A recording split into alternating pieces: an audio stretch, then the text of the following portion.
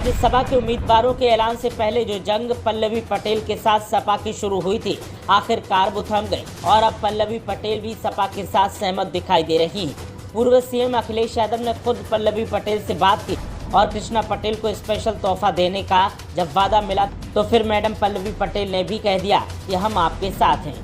आपको बता दें कि जब उम्मीदवारों का ऐलान हुआ था तब पल्लवी पटेल ने पीडीएफ फॉर्मूले को लेकर सवाल खड़े किए थे।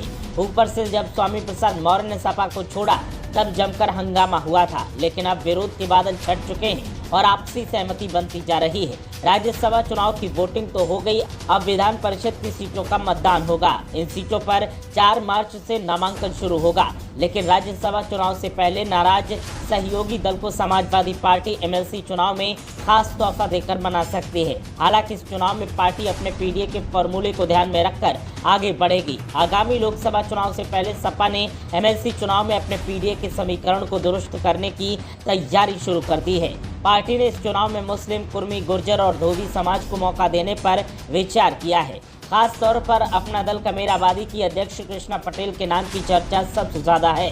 कल राज्यसभा चुनाव में सपा के द्वारा उतारे गए उम्मीदवारों पर पल्लवी पटेल ने नाराजगी जताई थी। इसके बाद पल्लवी पटेल ने सपा उम्मीदवारों को वोट देने से मना कर दिया था। हालांकि बाद में उनके तेवर नरम पड़े और अब उन्होंने स्पष्ट कर दिया है कि उनका वोट सपा प्रत्याशी को ही जाएगा।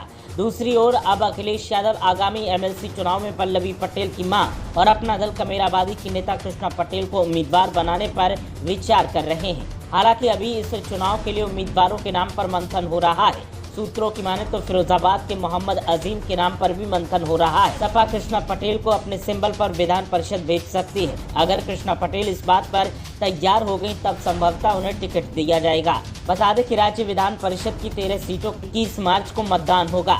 संख्या बल के लिहाज से सपा 3 सीटें जीत सकती है और सपा इन 3 सीटों के अलावा भी और भी सीटों पर कब्जा करने का प्लान कर रही है। सपा की कोशिश है कि जितनी ज्यादा सीटें उसके कब्जे में आएंगी तो पार्टी को उतना ही फायदा लोकसभा चुनाव में होगा।